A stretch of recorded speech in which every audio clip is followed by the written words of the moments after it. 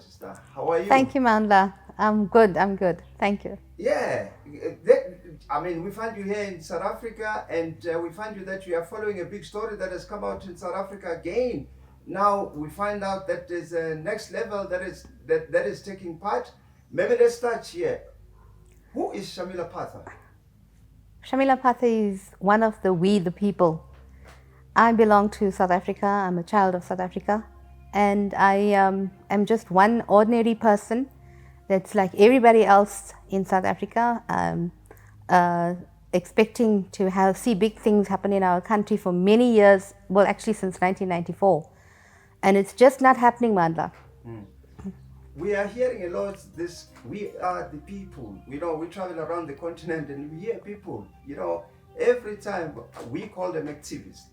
When they want to, fight against something, they say, we the people, we don't like what is happening. So are you in a group of some sort, or you are just an ordinary citizen of South Africa? From being an ordinary citizen of South Africa, I am now part of a group, a team of people that are wanting change, and we want to see the change happen soon. We're just tired of what's going on. And there is something interesting happening in South Africa right now. Let's bring us to the reason why we looked at trying to have this discussion with you. We saw that you wrote, and I don't know whether to say an open letter or an email to the President of South Africa, asking him about the company called the Republic of South Africa. What was that all about? Well, we've had this information floating around on social media for quite some time. And it was a question that everyone has on the top of their heads, but nobody wants to ask the question. And I kept saying, if he is the spokesperson for a company that is registered as the Republic of South Africa, then how can he be our president? Because that's not the way the country should be run. It should not be run by a company. And I met Fanny Fons, who then informed me that this was real information. It was true, and it could be found out on checking the Securities Exchange Council. I think that's what it's called. And so I went onto the internet and found the information, and it's there, and it's available for every person to see. And then I joined the organization of the tribunal, the International Constitutional Tribunal for World Peace. And that is the founder is Mr. Oosthuizen, Martinus Oosthuizen, who is a library of information. Mr. Oosthuizen has been around for many, many years and has created the new awakening that's happening in South Africa right now. And he's bringing about a sense of hope amongst people like myself. And that's why I've joined them, to make sure that we go in that direction of change for the better for every South African. Before we go into that, because I mean, we always say at IG World Network that we only work with the credible source in terms of information. You are confirming that the Republic of South Africa is a registered entity. Yes. It will have shareholders, it will have directors, it will have... So who will be those people then? The CEO is Mr. Johan Rupert. The deputy CEO is Nikki Oppenheimer. I think the spokesperson is Mr. Cyril Ramaphosa. And the chief whip is Julius Malema. That's according to the information that's on registration at the moment. There are shareholders or board members, I think you can call them board members. That's the DA, the ANC, the EFF, and several other names that are famous in our country. Okay, let's break it down now for South African citizens.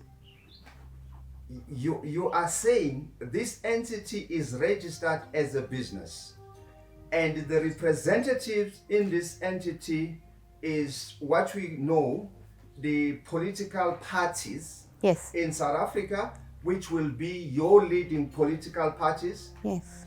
Because if you are saying DA, which is the Democratic Alliance, EFF, you are Yes. saying Julius Malema is representing EFF. them, and then you say the ANC.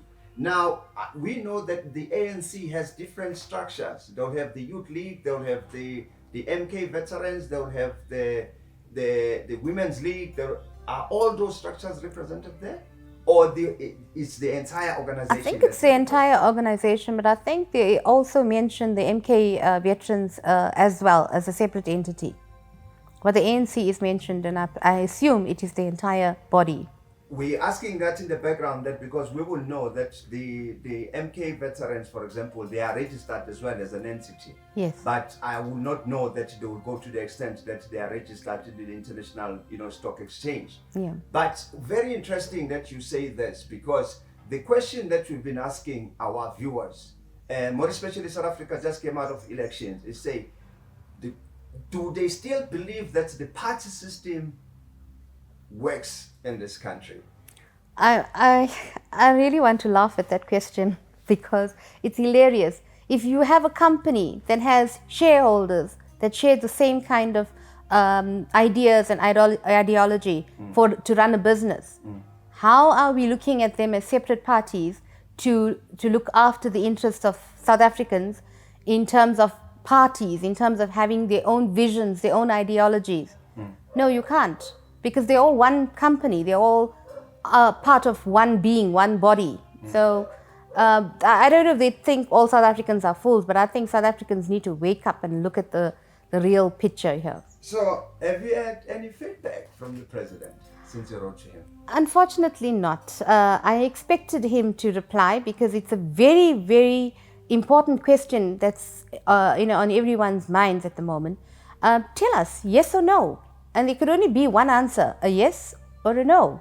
So, but we've come to learn about our so-called, I don't like calling him president, but because he's an illegal person that's running the country.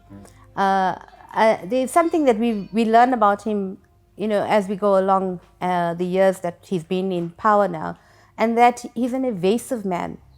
He doesn't answer questions directly. He has been able to run away from very, very important and diabolical problems like the Marikana incidents. And I think it's interesting that he has gotten away with all of these things. There's the ESCOM, there's the 500 billion, there's the mandatory vaccines, or the vaccines that are actually still in experimental phase. It has not been clarified whether it is a vaccine or not. He's been able to run away from all of that. He's now, very good. For ordinary citizens, Shamilla, are you saying if this is a company, does it generate revenue? Yes, it does. does. Generate it does revenue. So which means ordinary South African citizens, they should be benefiting out of this company. Yes, they should be. But Randa, the big question is, when I wrote that email, I sent it to as many media outlets as I could, including yourself. Yeah. And you are the only person that's approached me to ask me questions about it. And I'm just an ordinary South African. The media is there with the resources to go and investigate and find out more about it. I've just opened the can of worms. Now all the worms are scattering about, but nobody's picking it up and saying, yes, this is a company. The company is registered, it is trading, and this is how much it's making, or whatever the profit margin is. And basically, where is this money going to?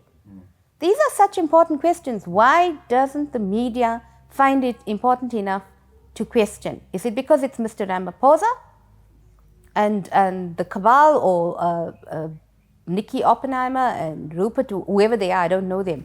But is it these names that always come up when it comes to questionable deals? Yeah. Very interesting. We've done a number of interviews around South Africa as a country. The very, names that keeps cropping up every interview we do. Nikki Oppenheimer's name keeps cropping up.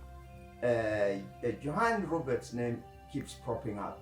Now, where we, as the media, I think I don't think we've invested enough time to even spend time to just go get to Nikki and say, Nikki, Find what's out. going on in South Africa? It looks like we are calling the shots, but we as IGI Network, we are pushing so hard to get the truth out of this story, and we are going to leave no stone unturned. Great. Because the next people that are listed here, including Julius Malema, we want to have a sit down with them, just to get an understanding. Does he know anything about it? If he doesn't know anything, the end of the interview, Exactly. you could come and say, I don't know anything about it. And then we'll also, the ANC military veterans, they've been very vocal around the 10 wasted years. So it should be very interesting to know, what do they know about this, so that they can share with the ordinary South Africans. But you've said this, and we are happy to know that now this matter is going to go out there. We will try and share it with our colleagues also in the mainstream media in South Africa. We will give it to them. It will be up to them what they do about it when they receive it. But now, I would like to bring you to today. I think it was also a big day in South Africa today. Yes, it was. It was very interesting.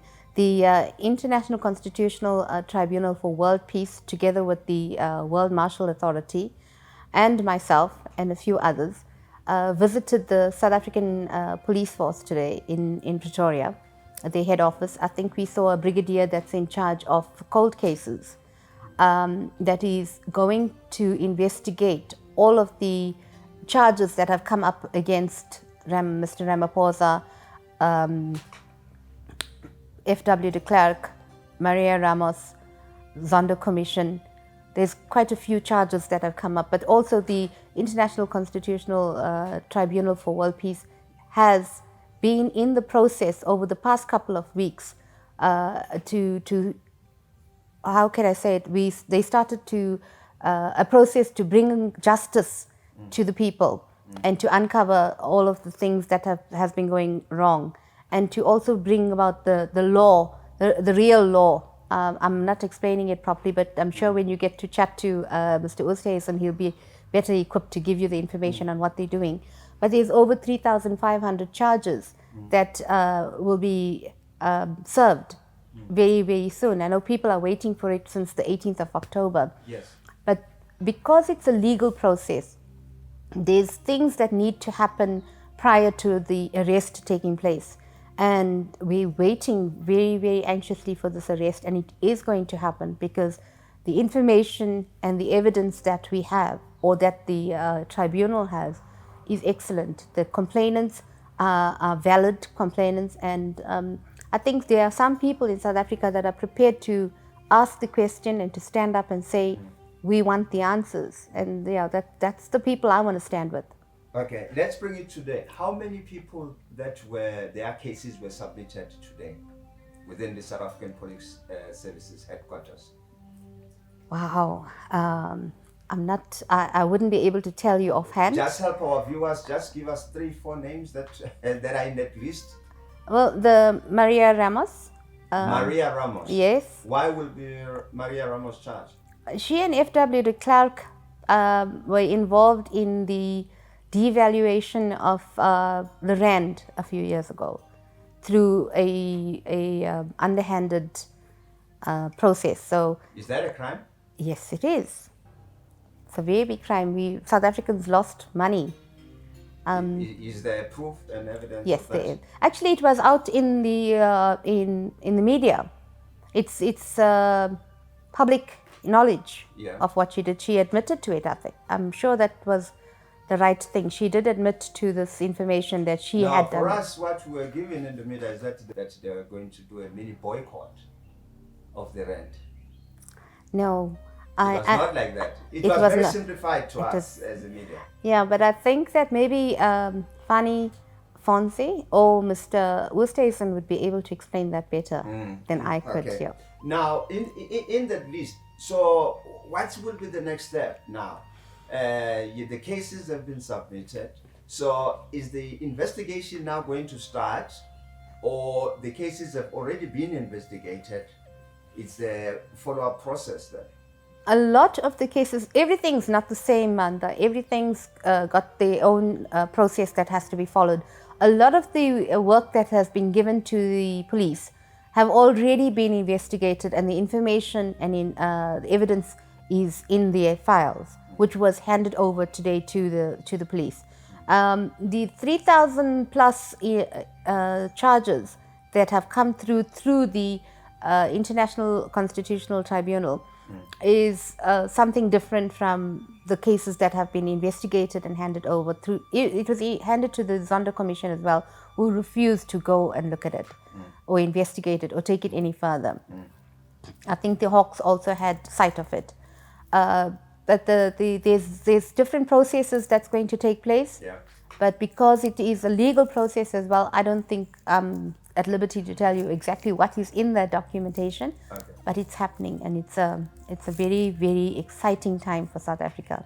Is the President of the Republic one of the persons that have been charged? Yes, he is. He is. South Africa, you hear it, your president has been charged. What is the crime?